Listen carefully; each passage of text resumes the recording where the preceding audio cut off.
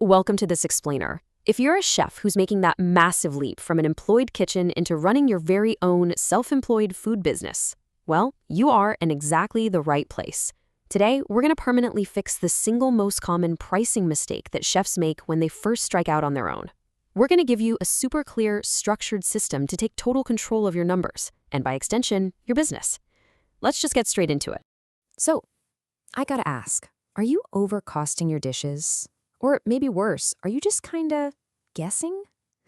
When chefs just guess their costs, it immediately leads to this terrible dual pain of poor cash flow and incredibly thin profit margins. You work relentlessly hard in the kitchen, right? You're pulling these crazy long hours to perfect your craft, but then at the end of the month, you look at the bank account and it simply doesn't reflect your effort.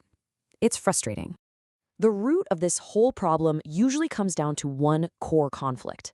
Bad math absolutely ruins food businesses, mainly because chefs constantly mix up two totally distinct concepts, what you use versus what you buy. They confuse the amount of an ingredient actually consumed on a plate with the bulk amount of that ingredient they had to buy from the supplier. And let me tell you, getting these two mixed up will completely distort your menu pricing and literally bleed your bank account dry. Okay, let's dive right into this.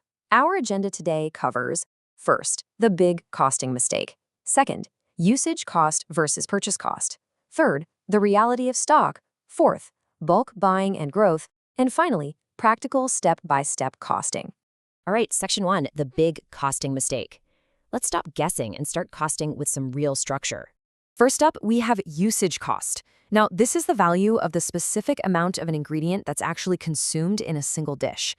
I really want you to think of this strictly as what the recipe itself eats up. Like, if a recipe calls for a literal pinch of salt or just a single cup of flour, the usage cost is the financial value of just that pinch or just that cup. Absolutely nothing more.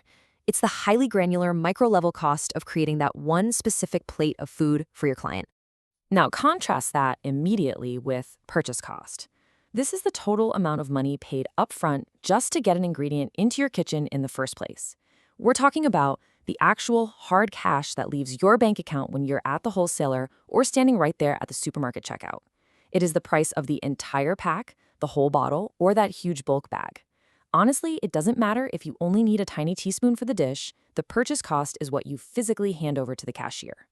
Moving on to section 2, usage cost versus purchase cost. And this brilliantly illustrates exactly what we're talking about. Just imagine you buy a 1 kilogram bag of rice for 2 pounds, but your recipe, it only needs 150 grams.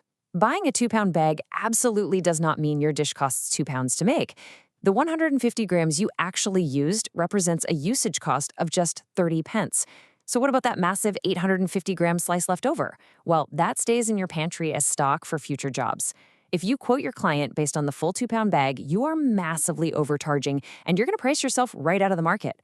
But on the flip side, if you ignore the 2 pounds entirely, you're going to run out of cash. Let's walk through the exact math here. You've got a pack size of 1,000 grams. The pack price is 2 pounds. That gives us a unit cost of 0.002 pounds per gram. Multiply that by the 150 grams you actually used, and boom, you get exactly 30 pence. This right here is a huge mindset shift.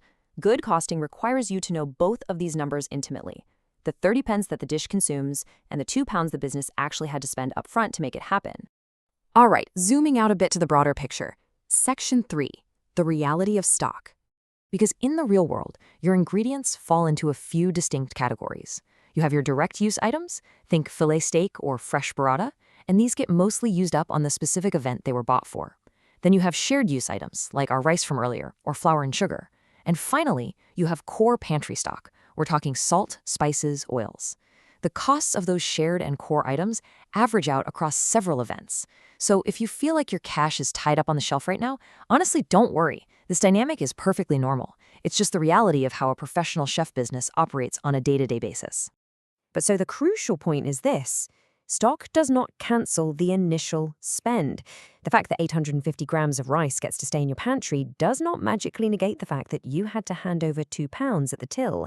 You still need enough cash in the bank, up front, to buy the larger tubs, the big bags, and the bottles, even if the individual dish cost is incredibly low.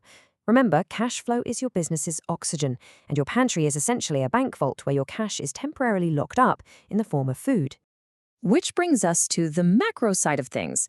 Section 4, bulk buying and growth. Now, bulk buying can be absolutely incredible for your bottom line. Buying larger packs frequently lowers your unit costs. For example, a 10-kilogram sack of rice is almost always going to be cheaper per gram than a tiny 1-kilogram bag. A massive tin of olive oil is significantly cheaper per milliliter than one of those fancy small glass bottles. Lowering that unit cost is exactly how you strengthen your profit margins on every single dish you serve. It allows you to offer really competitive pricing while keeping way more money in your own pocket. But hold on, let's quickly bust the myth that bulk buying always saves you money. Because it doesn't. For it to work, you need high turnover, ample storage capacity, and the product must have a sufficient shelf life. If you buy a massive tub of some obscure spice or, 5 gallons of mayonnaise just to save a few pennies per portion, but it just sits there taking up space for a year, tying up your cash flow, or worse, ends up in the bin because it expired, you haven't saved money. You've literally just bought very expensive trash. The absolute best buying decision is always the pack that actually gets used up before it goes bad. You see, greater profit doesn't just come from endlessly squeezing pennies out of one single dish. Look at this growth loop. When you book more jobs, your pantry ingredients move faster. Better stock use means you have less waste sitting around. Less waste and stronger buying power lead directly to better margins across your entire operation. It's this beautiful, continuous, highly profitable cycle where your business growth fuels your ingredient efficiency, and vice versa. Let's move to our final section and see how this builds into an actionable plan. Section 5, practical step-by-step costing. Here is exactly how this builds into a foolproof daily system for your prep. Step 1, list every single ingredient and its purchase size. Step 2, record the purchase prices. Step 3, just do the math to find your unit cost per gram or milliliter. Step 4, calculate the usage costs based on the exact amount your recipe needs.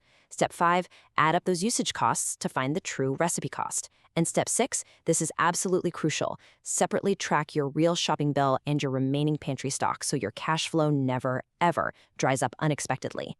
We'll end this explainer with the ultimate golden rule of private chef profitability. Are you ready? Cost the dish on usage. Manage the business on purchasing. Once you really internalize the absolute difference between these two sentences, you stop guessing, you stop bleeding your cash flow, and you actually start building real, sustainable margins.